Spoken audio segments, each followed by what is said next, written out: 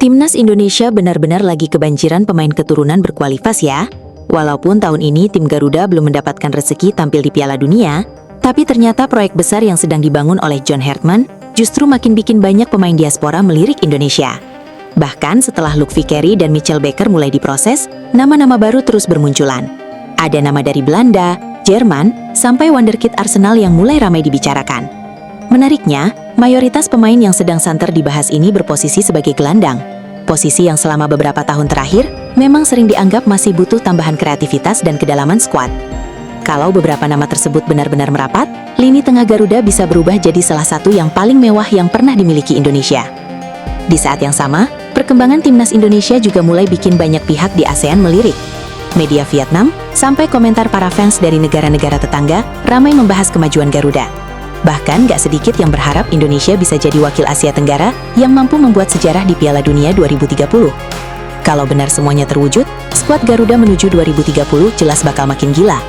Lalu seperti apa perkembangan terbaru dari nama-nama tersebut, dan seberapa mewah sebenarnya lini tengah yang bisa dimiliki timnas Indonesia nanti?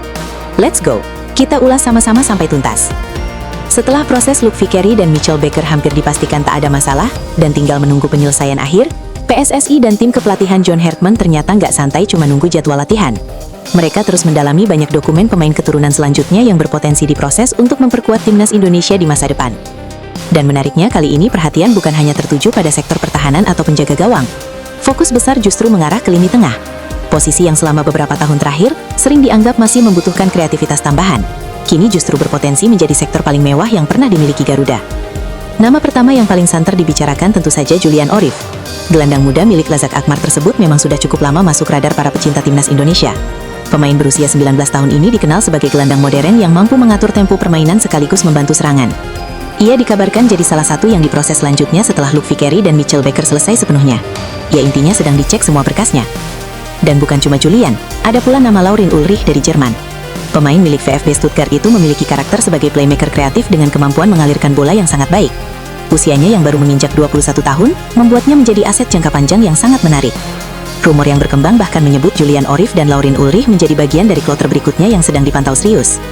Walaupun belum ada konfirmasi resmi dari PSSI, kedua nama ini terus dikaitkan dengan proyek besar menuju Piala Asia 2027 dan World Cup 2030. Dan kalau bicara masa depan, satu nama lain yang semakin mencuri perhatian adalah Damian Agustin.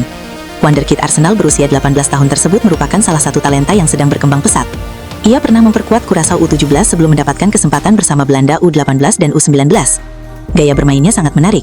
Damian dikenal sebagai gelandang serang yang kreatif, memiliki dribble bagus dan mampu bermain di beberapa posisi menyerang. Musim lalu ia juga menunjukkan perkembangan yang cukup menjanjikan bersama tim muda Arsenal dengan mencetak 5 gol dari 23 laga yang ia lakoni. Yang membuat banyak fans Indonesia semakin antusias adalah berbagai sinyal positif yang beberapa kali diperlihatkan Damian.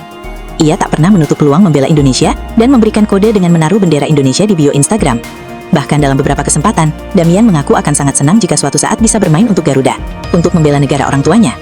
Dalam sebuah wawancara eksklusif, Damian mengatakan bahwa keputusan ini bukan hanya tentang sepak bola, tetapi juga tentang identitas dan kebanggaan akan darah Indonesia yang mengalir dalam dirinya. Saya dibesarkan di Eropa, tetapi hati saya selalu tertarik pada Indonesia. Saya ingin memberikan sesuatu kepada negara yang merupakan bagian dari sejarah keluarga saya, kata Damian Agustin, dilansir dari Voy.id. Iya, dengan kesadaran penuh dan hati yang Indonesia banget, kehadiran Damian tentu bisa membuat lini tengah timnas Indonesia semakin berwarna. Belum selesai sampai di situ, nama Pascal Streit kembali muncul ke permukaan. Bek Leeds United yang memiliki darah Indonesia tersebut terus menjadi bahan pembicaraan. Bahkan sejumlah laporan media menyebut nama Pascal masih masuk radar proyek jangka panjang timnas Indonesia. Meski sampai saat ini belum ada proses resmi yang diumumkan, kehadiran Pascal tentu akan memberikan kualitas luar biasa untuk sektor pertahanan.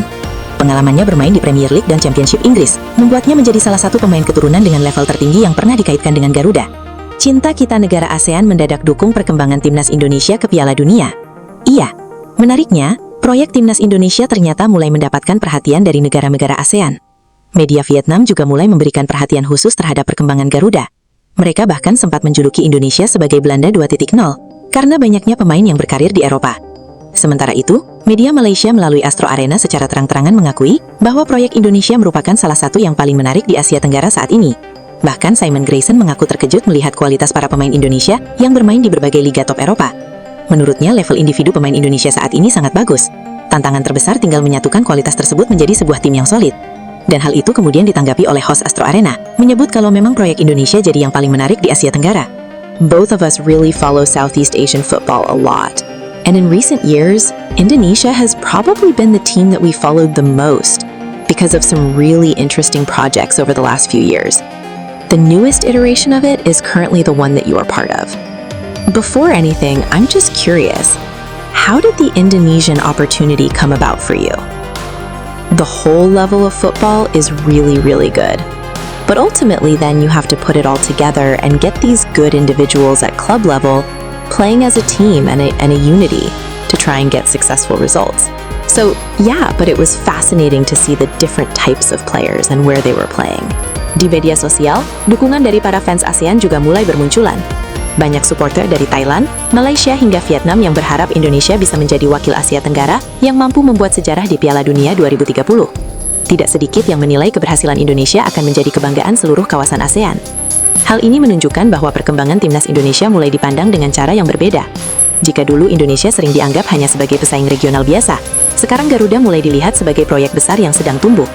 Dan memang periode menuju 2030 bisa menjadi momen emas bagi timnas Indonesia. Jites masih berada di usia matang, Justin Hapner terus berkembang, Ivar Jenner semakin berpengalaman, Tom Hay masih menjadi motor permainan, ditambah gelombang pemain muda seperti Matthew Baker dan berbagai nama diaspora lainnya yang terus bermunculan.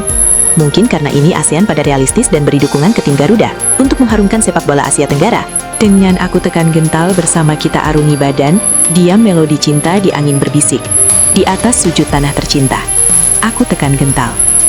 Pemain diaspora Indonesia tetap laris di Eropa.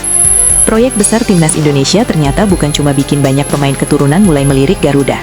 Dalam beberapa bulan terakhir, para pemain diaspora yang sudah menjadi bagian timnas Indonesia maupun yang masih berstatus prospek juga mulai menunjukkan perkembangan yang sangat positif di level klub. Bahkan banyak di antara mereka yang kini sedang berburu tantangan baru di Eropa. Nama pertama yang ramai dibicarakan tentu saja Ragnar Oratanggun. Setelah kontraknya bersama FC Videninder mendekati akhir, winger timnas Indonesia itu mulai dikaitkan dengan klub Eredivisie Sparta Rotterdam. Kabar dari Belanda menyebut pembicaraan antara kedua pihak masih berlangsung. Jika transfer ini benar-benar terwujud, Ragnar berpeluang kembali tampil di kasta tertinggi Liga Belanda. Lalu ada Elkan Bagot. Bek jangkung timnas Indonesia tersebut juga mulai ramai dikaitkan dengan Bolton Wanderers yang baru promosi ke Championship Inggris. Beberapa laporan dari komunitas pendukung Bolton bahkan menilai Elkan sebagai target yang sangat realistis. Sementara Ipswich Town disebut tengah mempertimbangkan berbagai opsi untuk masa depan sang pemain. Walaupun belum ada keputusan resmi, rumor ini tentu menarik untuk terus diikuti. Dan yang paling menarik, ada satu pemain muda keturunan Indonesia yang sudah lebih dulu memastikan masa depannya. Adrian Wibowo resmi bergabung dengan FC Wacker Innsbruck, klub yang baru saja promosi ke kasta kedua Liga Austria. Pemain muda yang sebelumnya memperkuat LAFC itu akan menjalani masa peminjaman di Eropa demi mendapatkan menit bermain dan pengalaman yang lebih besar. Dan ya, perkembangan ini menunjukkan bahwa para pemain keturunan Indonesia tidak hanya ramai dibicarakan karena proses naturalisasi atau potensi membelah Garuda. Beribah kita bintang di langit kelam.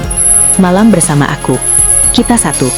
Jadi, ketika banyak orang mengira proyek Timnas Indonesia akan melambat setelah gagal mewujudkan mimpi tampil di Piala Dunia tahun ini, kenyataannya justru sebaliknya. Satu persatu pemain keturunan terus bermunculan. Para pemain yang sudah bergabung semakin berkembang di level klub.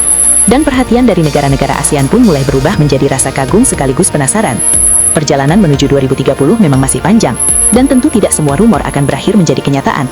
Namun satu hal yang mulai terlihat jelas, Timnas Indonesia sedang membangun fondasi yang semakin kuat dari tahun ke tahun. Jika perkembangan ini terus terjaga, bukan tidak mungkin Garuda akan memiliki generasi paling mewah dalam sejarah sepak bola Indonesia. Dan sekarang menarik untuk ditunggu, siapa lagi pemain keturunan yang akan menyusul, serta sejauh mana proyek besar John Hertman akan membawa Timnas Indonesia menciptakan sejarah baru di masa depan.